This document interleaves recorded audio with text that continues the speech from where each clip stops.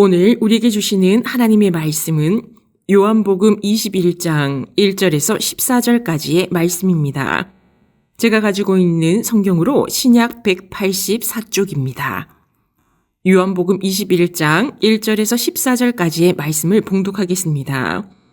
그 후에 예수께서 디베랴 호수에서 또 제자들에게 자기를 나타내셨으니 나타내신 일은 이러하니라. 시몬 베드로와 디두모라 하는 도마와 갈릴리 가나 사람 나다나엘과 세베대의 아들들과 또 다른 제자 둘이 함께 있더니 시몬 베드로가 나는 물고기 잡으러 가노라 하니 그들이 우리도 함께 가겠다 하고 나가서 배에 올랐으나 그날 밤에 아무것도 잡지 못하였더니 날이 새어갈 때에 예수께서 바닷가에 서셨으나 제자들이 예수이신 줄 알지 못하는지라. 예수께서 이르시되 애들아 너희에게 고기가 있느냐? 대답하되 없나이다. 이르시되 그물을 배 오른편에 던지라. 그리하면 잡으리라 하시니 이에 던졌더니 물고기가 많아 그물을 들 수 없더라.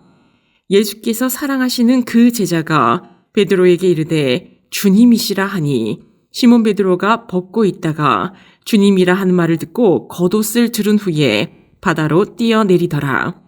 다른 제자들은 육지에서 거리가 불과 한 50칸쯤 되므로 작은 배를 타고 물고기 든 그물을 끌고 와서 육지에 올라보니 숯불이 있는데 그 위에 생선이 놓여 있고 떡도 있더라.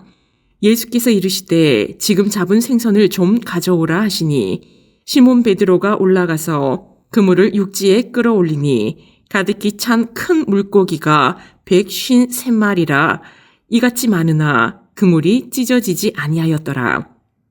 예수께서 이르시되 와서 조반을 먹으라 하시니 제자들이 주님이신 줄 아는 고로 당신이 누구냐 감히 묻는 자가 없더라. 예수께서 가셔서 떡을 가져다가 그들에게 주시고 생선도 그와 같이 하시니라. 이것은 예수께서 죽은 자 가운데서 살아나신 후에 세 번째로 제자들에게 나타나신 것이라. 아멘. 오늘 우리에게 주시는 하나님의 말씀의 제목은 주님이 주신 조반이라는 제목으로 말씀을 나누겠습니다. 부활하신 예수님께서 세 번째로 제자들에게 찾아오셨습니다. 첫 번째로 제자들을 찾아오신 본문은 요한복음 20장 19절 말씀입니다. 안식 후 첫날 저녁 때에 제자들이 유대인들을 두려워하여 문을 닫고 있었는데 예수님께서 오셔서 평강이 있을지어다 인사하시고 성령을 받으라 말씀하셨습니다. 두 번째로 제자들을 찾아오신 본문은 요한복음 20장 26절 본문입니다. 도마가 예수님을 직접 보고 손에 못자국과 옆구리에 손을 넣어 보아야 예수님이 부활하심을 믿겠다고 하였을 때 예수님께서 친히 찾아오셔서 보여주셨지요. 오늘 본문 말씀은 예수님께서 부활하시고 세 번째로 제자들을 찾아오신 말씀입니다. 요한복음 21장 1절 말씀입니다. 그 후에 예수께서 디베랴 호수에서 또 제자들에게 자기를 나타내셨으니 나타내신 일은 이러하니라. 예수님께서 디베랴 호수로 가셨습니다. 디베랴 호수는 갈릴리 호수이지요. 요한복음에서 갈릴리 호수를 디베랴 호수로 부르는 것은 요한복음이 기록될 당시에는 이미 유대나라는 완전히 멸망하였고 갈릴리 호수의 이름도 로마의 티베리우스의 이름을 따서 디베랴 호수로 부르고 있었기 때문입니다. 예수님의 십자가와 부활 이후 거의 70년 이상이 흐른 상황에서 요한복음이 쓰여졌기에 갈릴리 호수를 디베랴 호수로 기록한 것입니다. 디베랴 호수에서 예수님의 제자들이 물고기를 잡고 있습니다. 예수님의 제자들이 왜 디베랴 호수에서 물고기를 잡고 있을까요? 마태복음 26장 32절 말씀을 보면 예수님께서 그러나 내가 살아난 후에 너희보다 먼저 갈릴리로 가리라 말씀하셨기 때문에 제자들이 갈릴리에 와 있는 것입니다. 예수님께서 부활하신 후 갈릴리에서 제자들을 만나겠다고 하셨기에 제자들이 갈릴리에 와 있는 것입니다. 예수님을 기다리며 물고기를 잡고 있는 것이지요. 제자들이 밤새 물고기를 잡으려고 했으나 잡지 못했습니다. 예수님께서 바닷가에 서서 계셨으나 제자들은 예수님을 알아차리지 못합니다. 밤새 물고기를 잡고 날이 이제 밝아지려고 하는 때입니다. 이 어두운 때에 물고기를 잡지 못한 것은 제자들의 영적 상태를 그대로 나타내는 것과 다름이 없었습니다.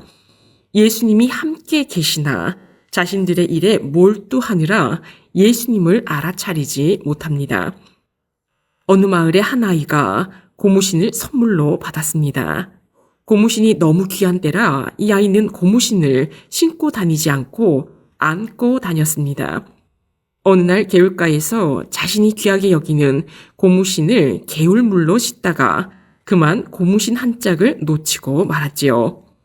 고무신 한 짝이 물에 떠내려가니 그 아이는 그 고무신만 바라보고 계속해서 개울이 흐르는 대로 따라가다가 그만 길을 잃고 말았습니다.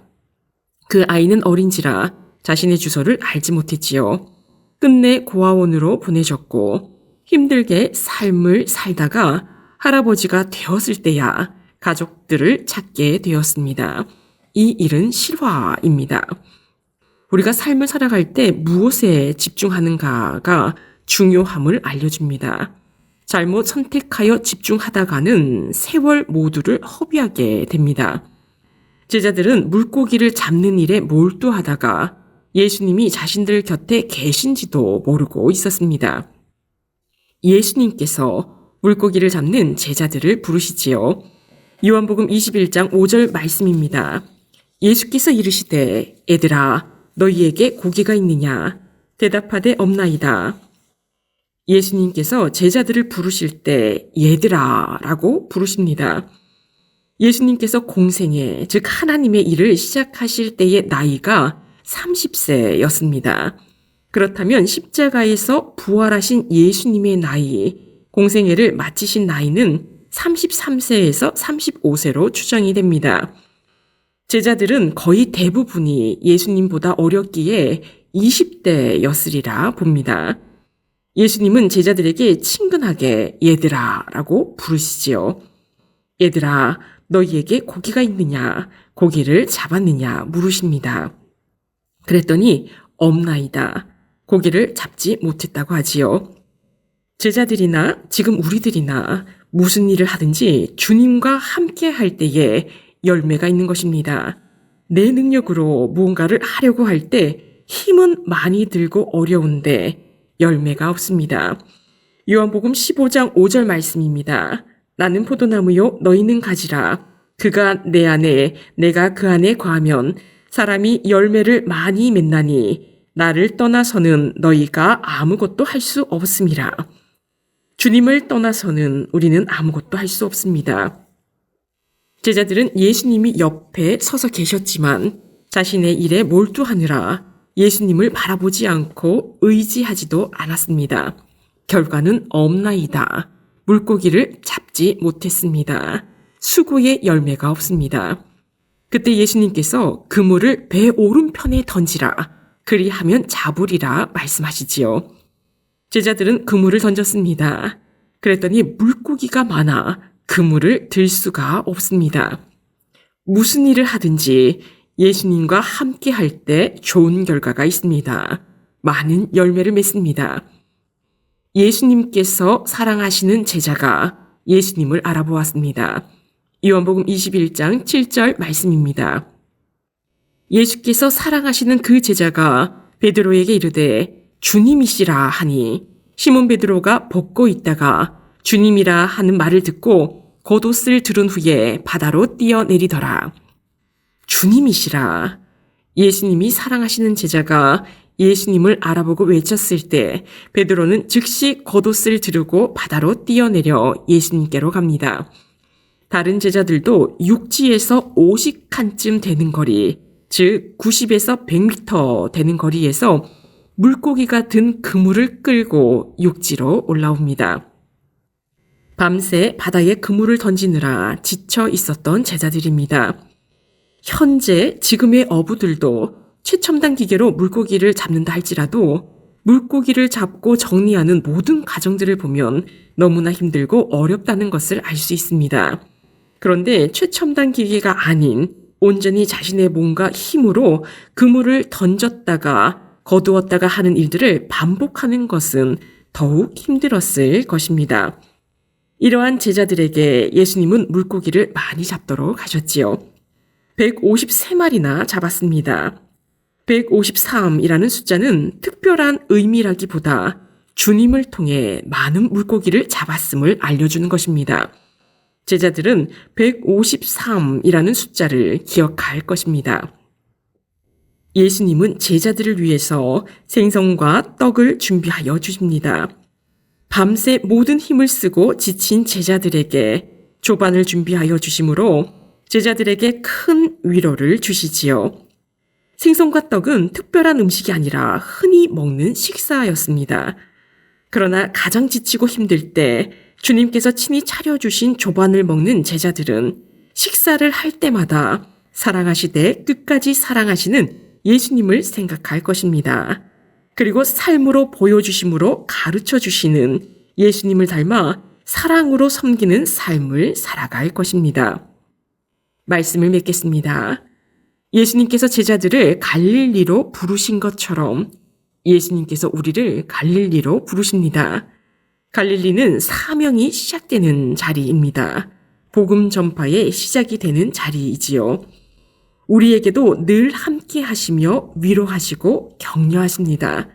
제자들에게 주신 떡과 생선, 조반을 우리에게도 주십니다.